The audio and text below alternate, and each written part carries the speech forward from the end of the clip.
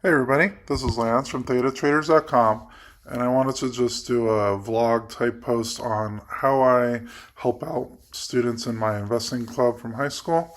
So, if you're new here, I do talk about investing, financial independence, also option trading, and different ways that you could be financially successful, possibly later in life. So, this is the kind of stuff that I wish someone told me when I was younger. I was aware of this stuff in the 20s, and I did start a Roth IRA when I was 26 years old, which is perfectly fine, but I could have easily have done that when I was 21 years old, and would have been really helpful. I'm going to be boiling down this into a simple step-by-step plan that anyone could follow, even if you're 18, 28, whatever age you're at. So first, you want to track your spending. This does sound boring. Trust me, it's powerful. You got to track your expenses and don't judge yourself. Just notice what you are spending and then see where you are at compared to how much money you're making. Just observe it and think about doing like a science experiment. I'm a high school science teacher, and just like anything in life, you could tweak and look at the different variables to see what's better. You want to be able to see where your money's going. So I tell my students use anything that you would actually be comfortable following and tracking. Could be a note app, could be a piece of paper, could be a budgeting app out there. Write it all down, your food, gas, rent, subscriptions, everything. Being aware is very key of where your money's going, and you can't change what you don't track.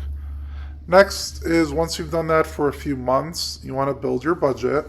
Once you track your spending a bit, you want to make the budget not a very strict one where you have to make sure every single penny is accounted for necessarily, but something based on reality. Look at what you're already spending, and then what can you cut without hurting your lifestyle. Maybe you're spending $50 a month on coffee. You ever notice that that's a lot of money? You could easily be making your own coffee for a little bit less, but don't necessarily cut all going out to drink coffees and stuff like that. Your goal is to find a surplus in the end, so the amount of money you take in should be greater than the amount of money that you spend. And this is going to be one of the key things in order to be financially free. There's no way around it. If you're spending more than you bring in, you're going to be at a deficit. Next is you want to eliminate high interest debt, especially credit cards. If anything's over 20% interest, those interest rates will kill your finances. It's really the opposite of compound interest on your side. It's really against you. So I tell my students, if you're paying off a credit card and you're only making the minimum payments, you're digging a hole that you're trying to climb out of. Make a plan to pay that off very aggressively. Next, I would recommend having an emergency savings account. A lot of people say to get 3 to 6 months of expenses. That might be a bit high depending on what your job is and where you're looking for getting into the investing side. I would start with around $2,000. If you want to go a little higher, you could go to 1 month of expenses in a savings account. You're not going to be investing this. This isn't for vacations, for shoes. It's for car repairs, sudden job loss, house repairs, things like that. Then you want to make sure you're paying yourself first. This is where it gets very exciting. The day after you get paid, you want to fund a Roth IRA in 99% of cases. So if your paycheck is $2,000, just move your decimal point one place to the left, and that'll be $200. At least 10% would be ideal. If you could save even more than that, it will be more beneficial over time. So you want to pay yourself first, before rent, before groceries. If you wait until the end of the month and then see how much money you have, then there might not be anything left. So you want to automate that. What I do is the day after I get paid, I automatically contribute to an M1 finance account, and then I'll eventually add it to the Roth IRA account. You want to treat this as a bill that's non-negotiable. Your future self will enjoy it. Next is how to invest. Once it hits your Roth IRA, you don't want to necessarily sit it in cash.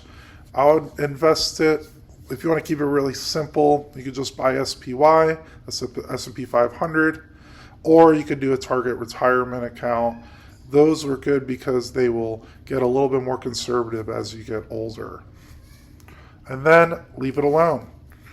Once your Roth IRA is funded, don't touch it. You theoretically could take out money that you put in, but after 5 years that you have the account, but you would be losing out on that compound interest. This is retirement money, and let it grow for decades. Compound interest is your best friend. The longer you have invested in it, the more that compound interest will benefit you. And I got my buddy dog helping out here. So that's it. Track your spending, track your budget, kill your high interest debt, and then build a buffer and save for retirement. If you follow these steps, you're going to be light years ahead of most people, especially if you're starting out younger. If this helps you, hopefully you'll be able to get to financially independent. So again, this is Lance from datatraders.com. If you enjoyed this video, click like, subscribe, all that good stuff, and I'll see you guys on the next one.